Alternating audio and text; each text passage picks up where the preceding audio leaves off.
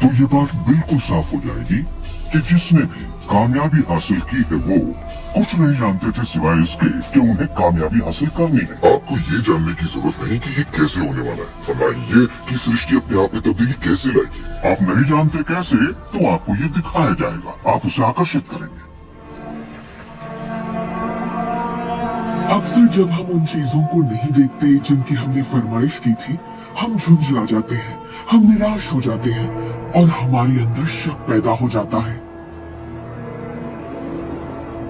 ये शक निराशा का एहसास जगाता है।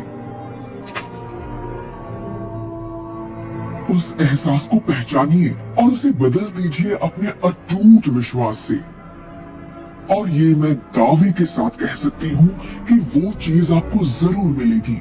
इस प्रक्रिया का तीसरा और आखिरी चरण है पाना।